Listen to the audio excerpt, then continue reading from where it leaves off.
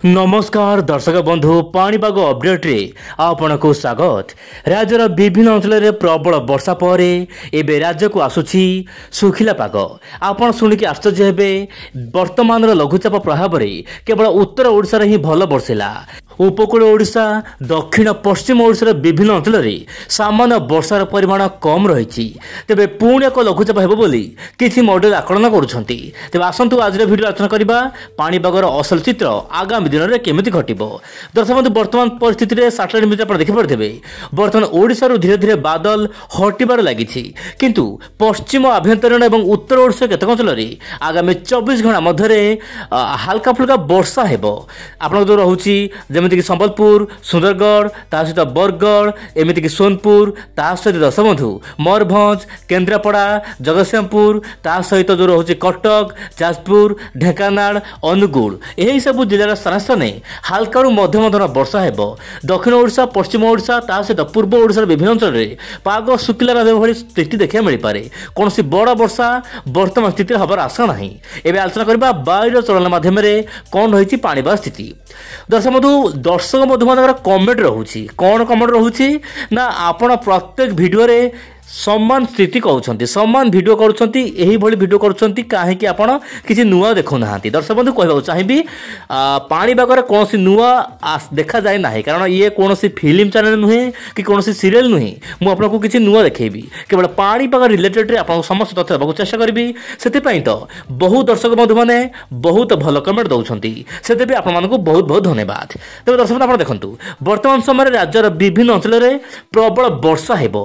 मुझे कहली पश्चिम आभ्यंतर जिला गुड़िक वर्षा हेबो, जेमिति कि सोनपुर रहिला, ता सहित झारसुगुड़ा, संबलपुर यही सब जिला मानक वर्षा रहिबो।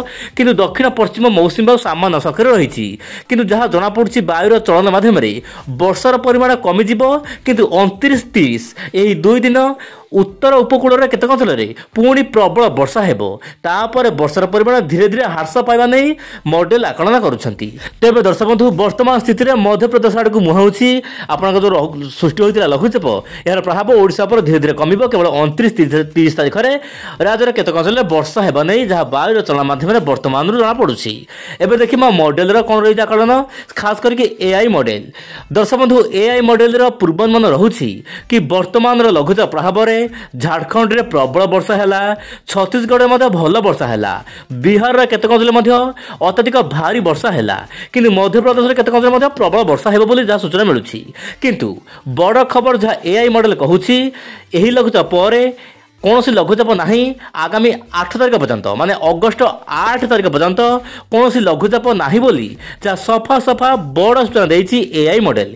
किंतु मझे मझे थंडरस्टॉर्म लाइटिंग माने घड़घड़ी सहित वर्षा रही पारे, जेहेतु मौसुमी वायु सक्रिय नहले हल्का फुल्का वर्षा रहिबो। जेहेतु वर्षा दिन रही दर्शक बंधु समुद्र जल बाष्पीभवन वायु आसिबो, जहाँ कि ऊपर वाला समय हल्का फुल्का वर्षा हेबो।